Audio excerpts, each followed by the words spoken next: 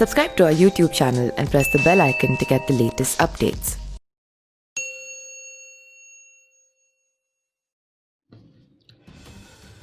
उत्तर प्रदेश में विधानसभा की 7 सीटों पर आज होने वाले उपचुनाव के लिए मतदान हो रहे हैं। जिन 7 विधानसभा सीटों पर मत हो रहा है उनमें पश्चिमी उत्तर प्रदेश के फिरोजाबाद की टुंडला सीट है, अमरोहा की नौगवां, कानपुर नागपुर की नगर की घाटमपुर है, उन्नाव की बागरमऊ है, जौनपुर की मल्हनी और देवरिया सदर के साथ साथ बुलंदशहर सीट शामिल है, जिनके नतीजे 10 नवंबर को आएंगे। हालांकि इन चुनाव नतीजों का प्रदेश की सरकार पर कोई असर नहीं पड़ेगा। इन पर 2022 विधानसभा से पहले लिटमस टेस्ट कहा जा रहा है।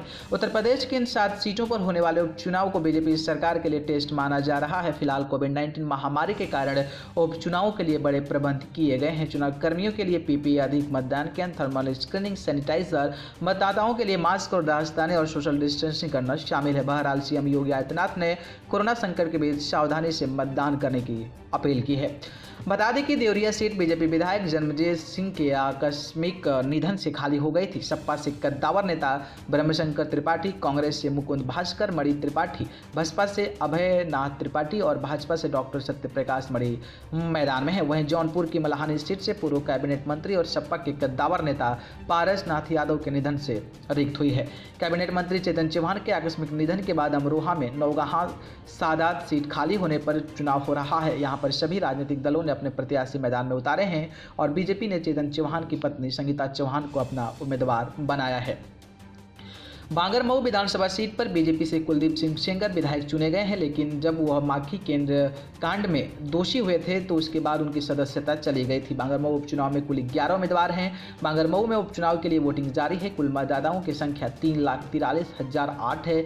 इनमें पुरुषों की संख्या 1,87,397 और महिलाओं की संख्या 1,55,580 है और 507 केंद्र और 299 बूथ बनाए गए हैं। प्रत्याशी सुरेश पाल सपा, श्रीकांत कटियार बीजेपी, आरती वाजपेयी कांग्रेस, महेश पाल बसपा मैदान में है। वहीं बुलंदशहर सदर विधानसभा सीट पर उपचुनाव में 18 प्रत्याशियों चुनाव मैदान में है और चुनावी दंगल रोचक होने के आसार हैं। 18 प्रत्याशियों में से केवल 5 प्रत्याशी निर्दलीय हैं और 13 प्रत्याशी पार्टियों से संबंधित है। कानपुर की घाटमपुर विधानसभा सीट बीजेपी के पाले में थी, जहां की विधायक कमल रानी वरुण का कोरोना के चलते इलाज के दौरान निधन हो गया था, जिसके बाद इस विधानसभा को उपचुनाव के दायरे में आना पड़ा था। 2017 के चुनाव में एसपी सिंह बघेल लगभग 38,000 वोटों से टुंडला विधानसभा से जीते थे। इस सीट पर भी मतदान हो रहे हैं। न्यूज़ रूम से न्यूज़ लाइव की रिपोर्ट।